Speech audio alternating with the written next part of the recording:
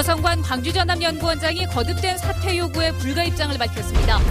광주 조명업체에서 비롯된 집단 수은 중독 사태로 노동자들이 입원 치료를 받고 있지만 별다른 치료법이 없어 막막한 상황입니다. 광주시가 자동차 100만 대 생산 도시를 추진하고 있는 가운데 석탄 도시에서 자동차 수출 기지로 변모한 일본의 기타 큐슈가 주목받고 있습니다. 천년고도를 자부하는 나주 원도심의 전봇대와 전선이 사라지면서 도시 경관이 살아나고 있습니다.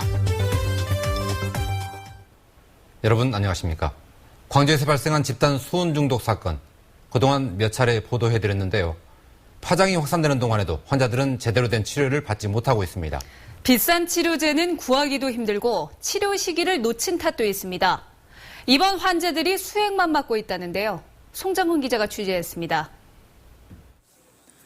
수은 중독으로 소변에서 정상인보다 5배 많은 수은 성분이 검출된 45살 김모 씨. 지난달 29일 병원에 입원했지만 체내에서 수은을 빼내는 전문 치료 대신 희석을 위한 수액을 맞는 게 전부입니다. 지금 현재는 약이 없습니다. 수입을 내야 된다. 몸을 그냥 만성 피로, 손도 좀 저리고, 등도 좀 아프고, 또 항상 근력증이 있습니다. 또 다른 피해자인 41살 임모 씨도 수은 중독 피해로 7개월가량 간 손상과 눈떨림 등으로 고통받고 있지만 변변한 치료를 받지 못하고 있습니다. 수은을 배출하려면 DMSA라는 특수양품을 사용해야 하는데 이 약품이 국내에 없어 해외 주문에 한 달가량이 걸리기 때문입니다. 또 의료보험이 적용되지 않아 한 상자에 100만 원가량 하는 고가의 약이 환자에겐 부담입니다.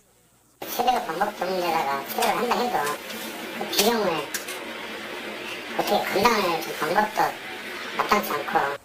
또 수은을 만지기 시작한 7개월 전에 곧바로 치료를 받지 못하고 시기를 놓친 것도 문제입니다. 이제는 체내의 수은 성분이 다소 떨어져 독한 수은 치료약을 투여할 경우 기대 효과보다는 부작용이 우려되고 있습니다. 체내에서 어떤 그 중금속을 빼낼 때 우리 몸에 필요한 필수 미네랄까지 같이 나오게 돼요. 그러면 그것 때문에 여러 가지 부작용이 생길 수가 있어서, 그리고 뭐 피부 증상이라든가 몇 가지 부작용이 있어요. 국내에는 전문약도 없고 치료 시기도 놓치고 수은에 중독된 근로자들은 체내 수은 함량이 떨어지기만을 기다리고 있습니다. 한편 광주지방고용노동청은 수은이 있다고 알리지 않고 근로자들에게 작업을 시킨 혐의로 조명업체 대표이사 60살 김모 씨를 불구속 입건했습니다. MBC 뉴스 송정근입니다.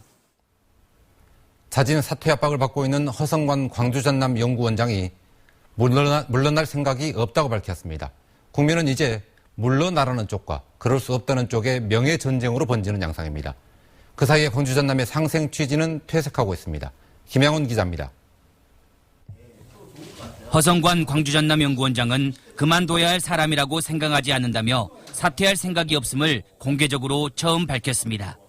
아직은 없습니다. 사퇴할 생각 아직은 없고요. 대신에 진짜 내가 자격이 없는 사람인지 문제가 있는 사람인지 이걸 언론에서 한번 검증을 해갖고 보도를 해주시면.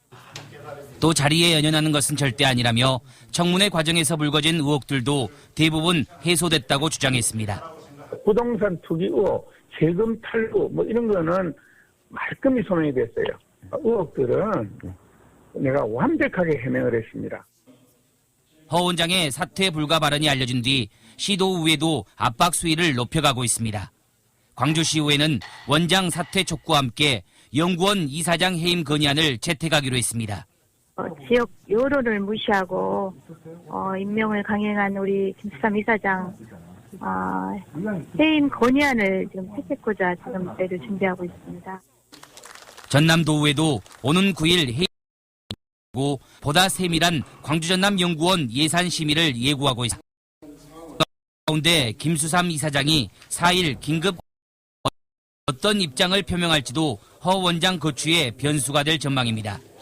사퇴 불가 표명 후 허 원장과 시도의회는 물러서기 힘든 감정 싸움을 하고 있습니다.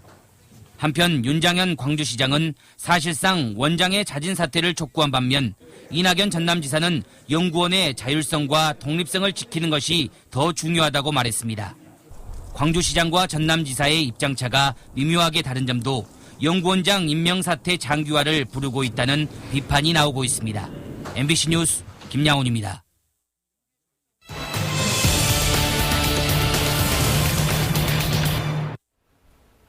자동차 100만 대 생산 기지를 꿈꾸는 광주가 주목하는 곳 중에 일본의 기타 규슈가 있습니다. 지역 공동체의 노력을 바탕으로 자동차 도시로 거듭난 곳인데요. 김낙곤 취재부장이 현지 취재했습니다. 기타 규슈 사이언스 파크입니다. 지역 대학은 물론 와세다와 후쿠오카 등 자동차와 관련된 일본의 모든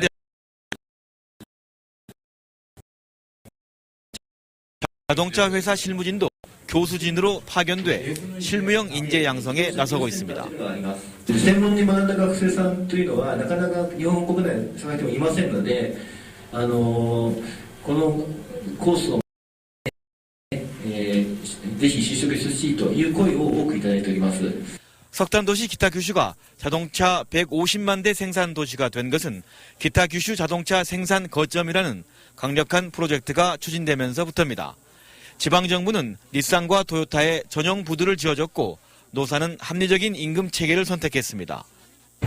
라면 400円だから賃金低くても生活ができる 자동차 산업을 미래 먹거리로 선택한 기타 규슈에는 이곳 닛산 자동차가 돌아온 데 이어 지난 90년대에는 토요타 자동차 생산 공장까지 생기면서 본격적인 자동차 도시로서 성장하게 됩니다.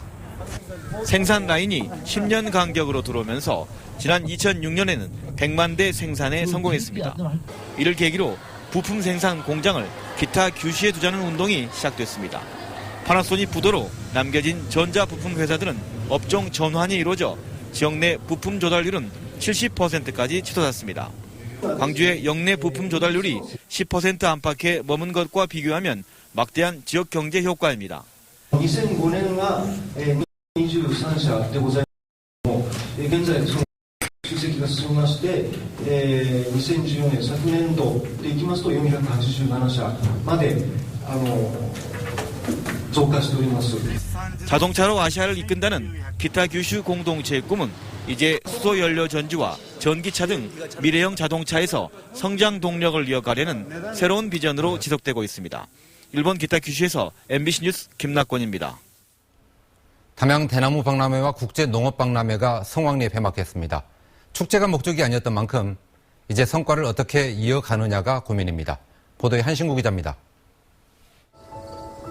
지난달 31일 폐막된 담양 대나무 박람회. 한 달 보름 동안 박람회장을 찾은 관람객만 104만 명으로 생태 도시를 표방하는 담양의 이미지를 한 차원 높이는 계기가 됐습니다. 여기엔 다양한 체험 프로그램 등 풍부한 콘텐츠와 지역 관광지와 연계하는 유관기관들의 긴밀한 협력이 밑바탕됐습니다. 친환경 박람회, 작지만 강한 콘텐츠로 승부하는 박람회, 경제 박람회라고 하는 모토를 통해서 그 내용에 알맞게 충실하게 했던 게 국제농업박람회 역시 행사 기간 동안 누적 관람객이 73만 명으로 흥행 성공의 역사를 다시 써냈습니다. 단순히 보고 즐기는 축제를 넘어서 생명산업인 농업의 중요성과 6차 산업으로의 가능성을 확인하는 학습과 힐링의 장으로 꾸민 게 주요했습니다. 참 아이디어도 독특하고 참 좋은 것 같아요. 보는 것만으로도 힐링이 되네요. 특히 두 박람회는 물론 인접한 광주 아시아문화전당과 연계해서 관람객 유치와 붐 조성에 나서는 등 지역 축제의 상생 모델도 제시했습니다. 남은 문제는 높아진 위상과 브랜드 가치로 관광과 레저, 투자 유치 활성화 등 지역사회 전반에 선순환 효과를 이끌어내야 한다는 겁니다. 더욱 매력을 가졌다고 하는 것. 이것은 앞으로 판로 학대뿐만 아니라 이제 문화, 관광, 산업에 아마 투자 유치가 더욱더 또 산업화를 통한 수익 모델 창출 등 박람회 성공만이 아닌 사후 관리가 이제 더 중요해졌습니다. MBC 뉴스 한신구입니다. 수능 시험이 카운트다운에 들어갔습니다.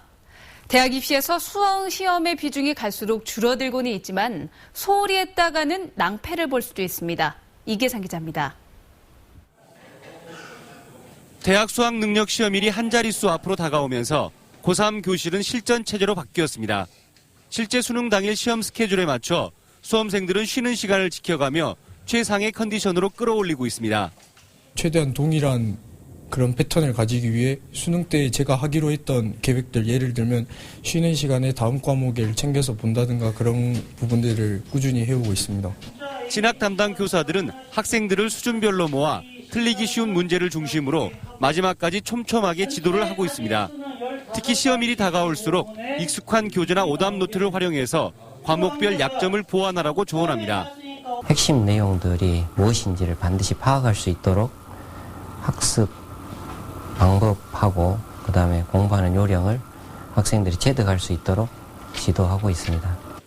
대입 선발에서 수능보다 수시 비중이 커졌다고는 하지만 최저 등급을 벗어날 경우 최종 입시 결과는 뒤바뀔 수도 있습니다. 물수능이라고 불릴 정도로 수능 시험이 쉬워지는 추세여서 중요 과목의 한 문제가 당락을 결정짓는 열쇠가 될 수밖에 없습니다. 한 문제를 틀리느냐 마느냐에 따라서 100점 아니면 2등급까지 내려갈 가능성이 있습니다. 그래서 탐구 영역의 기본 개념을 정리하는 것도 중요할 것 같습니다. 입시 전문가들은 수능 시험이 쉬워지는 만큼 좋은 점수를 받을 가능성이 높아졌다며 수험생들에게 끝까지 최선을 다해달라고 당부했습니다. MBC 뉴스 이계상입니다. 천년 고도를 자부하는 나주 원도심에서 전봇대와 전선이 사라졌습니다. 도시경관이 살아났고 역사 유적과도 조화를 이룰 수 있게 됐습니다. 정효 기자입니다. 고려시대부터 관청이었던 나주 목사의 금성관. 전라남도 지정문화재 2호로 나주의 대표적인 유적이자 관광자원이지만 주변의 전봇대와 얽히설키 늘어진 전선이 경관을 방해해왔습니다. 이 전봇대와 전선이 말끔하게 치워졌습니다. 지저분한 줄이 막 엉켜지고 그랬잖아요. 근데 그게 다 없어지고 깔끔해졌잖아요. 한전이 금성관 일대 1.6km 구간에 전력시설을 지중화하고 1단계 준공식을 열었습니다. 전봇대와 전선은 물론이고 변압기 등도 모두 땅속에 시설하는 새로운 공법이 적용됐습니다. 빛가람 혁신도시로 이전한 한전이 나주에 주는 선물이자 신기술의 성과 전시장입니다. 친환경 신공법을 적용한 최초의 지중화 거리입니다. 이곳이 앞으로 우리나라의 지중화 신공법 거리의 모델이 될 것이고 한전은 나주 원도심 가운데 남고문 일대를 포함해 2.3km에 달하는 2단계 구간은 내년 10월까지 지중화하기로 했습니다. MBC 뉴스 정용욱입니다. 새정치민주연합 신정훈 의원이 내년 총선 선거 후 획정과 관련해 호남에서 세석 감소가 현실화했다고 말했습니다. 국회 정치개혁특위위원인 신 의원은 선거구당 인구를 고려하면 전남에서 2-3석을 줄여야 한다는 요구도 있지만 영남과의 형평성을 고려해 광주와 전남북에서 각각 한 곳씩 줄이되 추가적인 감축은 막을 방침이라고 말했습니다. 장희구 광주시 교육감이 한국사 교과서 국정화 반대를 주장하며 교육부 앞에서 1인 시위에 나섰습니다.